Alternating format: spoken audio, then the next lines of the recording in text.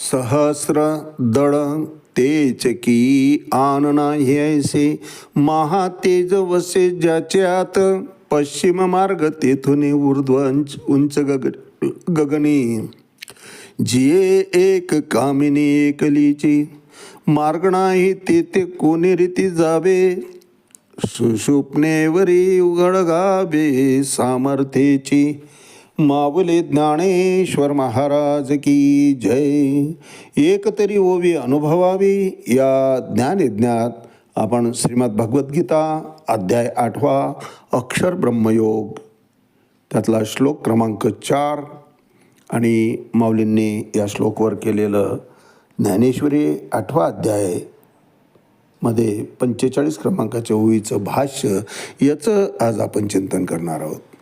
अधिभूतम क्षरो भाव पुरुषश्चादिदैवतम अधियज्ञ हे मात्र देह वृतांबर. अर्थात काल चिंतन केल्याप्रमाणे या श्लोकामध्ये भगवंत स्वस्वरूपाविषयी बोलत आहेत की मी जो आहे तो निर्गुण निराकारच आहे. फक्त भासमय किंवा मायेच्या प्रभावाखाली जीव भ्रमिष्ट होतो आणि मग तो मला सगुण आकारामध्ये पाहिल्याचा तेही भासमयच त्याला भास होतो. भगवंत म्हणतात वास्तविक मी निराकार निर्गुणच आहे. सर्वे सर्वा मीच आहे. सर्वांची उत्पत्ती करणारा, पालन करणारा आणि संहार करणारा ह्या सगळ्या भूमिकेतून आदी मध्य अंती अवघा एकच तो परमात्मा आहे. फक्त भासमान होऊन आपल्याला वेगवेगळे या अनाम्या नामे ठेविती देवो देवो म्हणून कल्पती अचर्चाते. वास्तविक मी माझं तत्व हे ईश्वर तत्व म्हणून जे आहे ते आगाध आहे आणि स्वामित्वाचं आहे आणि तो मीच आहे. भगवंत या ठिकाणी निक्षून सांगतायत. जीवाच्या शेजारीच मी हृदय स्थित आहे आणि खरं तर तोच भोगताही आहे महाराज. तोच अनुमती देणाराही आहे आणि उपदृष्टाही तोच आहे.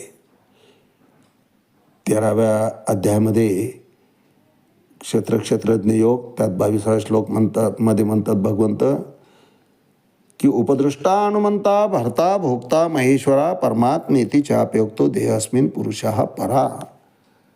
जीवाच्या सान्निध्यात हृदयस्थ झालेला तो मीच आहे. स्पष्ट शब्दात भगवंत सांगतात या शरीरात दुसरा एक स्थित भोगता आहे. आपण स्वतःला भोगते समजतो, स्वतःला करते समजतो, परंतु तसं नाही. सगळ्या यज्ञांचा भोगता वास्तविक भगवंतच आहे. आणि तो कसा आहे तर देखरेख करणारा आहे, अनुमती देणारा आहे आणि तोच परमात्मा म्हणून जाणला जातो. परमात्मा किंवा आदियज्ञ त्यापेक्षा वेगळं नाही. जीव त्याचाच अंश आहे आणि त्याच्या संगतीला जीव दोघं जेव्हा बसतात त्यावेळेस मायेच्या आवरणामुळं सगळं झाकोडल्यासारखं होऊन जातं. जीव स्वस्वरूपाचा जाण विसरून जातो.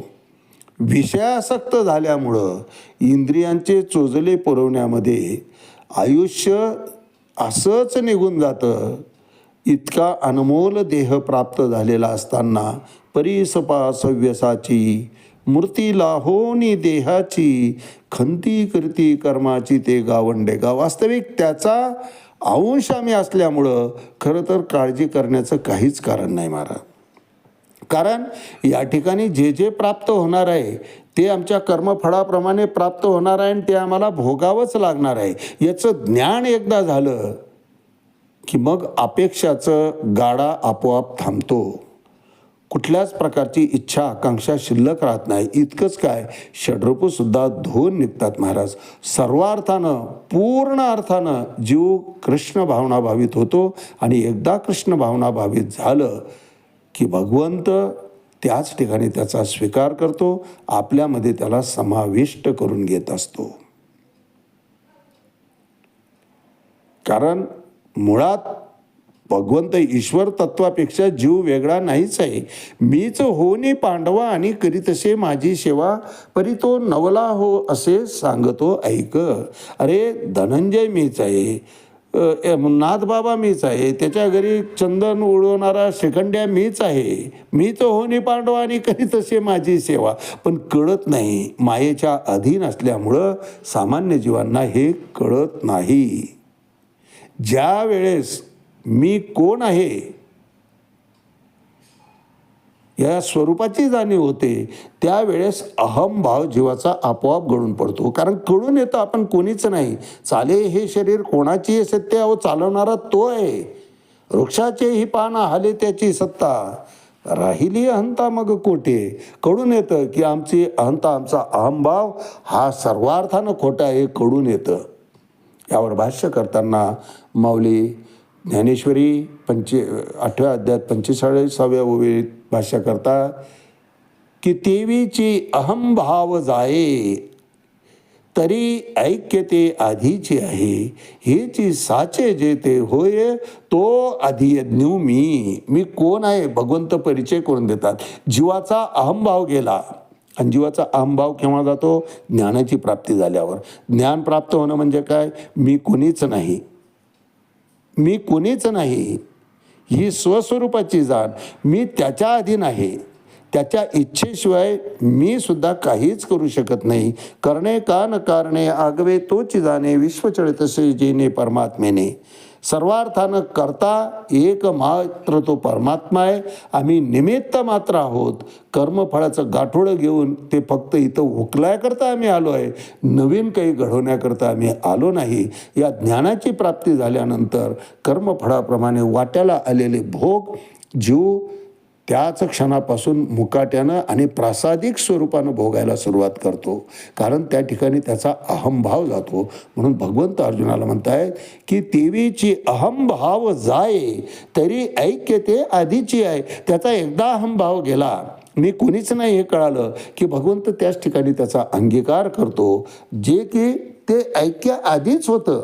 भगवंत ईश्वर तत्वापासून, परब्रह्म तत्वापासून ब्रह्म वेगळं नाहीच आहे, शिवापासून जीव वेगळा नाहीच आहे. हेची साचे जेथ होय ते अधियज्ञ मी.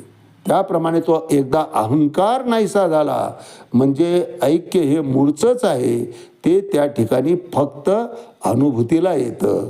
ते ऐक्य खरोखर जेथं प्रत्ययास येतं तो क्षण म्हणजेच तो अधियज्ञ, म्हणजेच त्या क्षणी सर्वार्थानं सर्वे सर्व असलेला तो अधियज्ञ अर्जुना मीच आहे.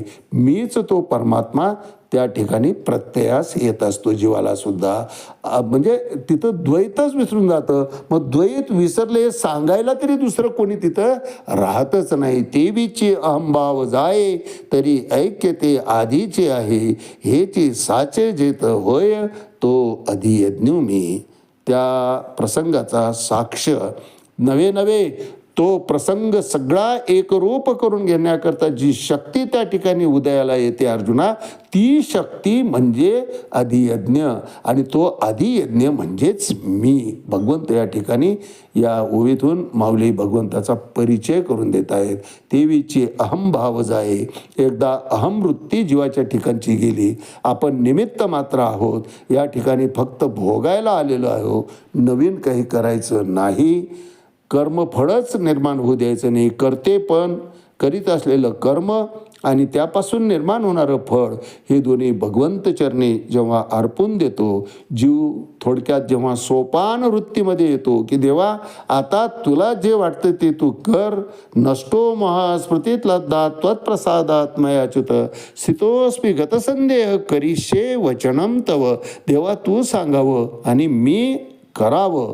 हा अर्जुनाचा पवित्रा ज्या क्षणी जीवाच्या जीवनामध्ये आयुष्यामध्ये तो क्षण येतो, तो क्षण येणार ती शक्ती म्हणजे भगवंत म्हणतात मी आहे. तेवीची अहमभाव जाय, त्याकरता अहमभाव जाणं गरजेचं आहे. अद्वैत भाव त्या ठिकाणी निर्माण व्हायला पाहिजे. द्वैत संपून जायला पाहिजे. ब्रह्म जे देखणे द्वैत जेव्हा गेले, शरीर ते झाले ब्रह्मरूप. जीवाचा उद्धार होतो यात नवल नाही महाराज. शरीर सुद्धा त्या आत्म्यानं धारण केलेलं जे शरीर आहे ते सुद्धा पूजनीय होऊन जात असतं. तेवीचे अहंभाव जाये तरी ऐक्य ते आधीची आहे, हेचे साचे जेत होय तो अधियज्ञू मी. आज याच ठिकाणी थांबूया. रामकृष्ण हरी. पुंडलिक वरदा हरी विठ्ठल. श्री ज्ञानदेव तुकाराम. पंढरीनाथ भगवान की जय. माऊली ज्ञानेश्वर महाराज की जय. जगद्गुरु तुकाराम महाराज की जय. शांती ब्रह्म एकनाथ महाराज की जय. आदि शक्ती मुक्ताबाई की जय.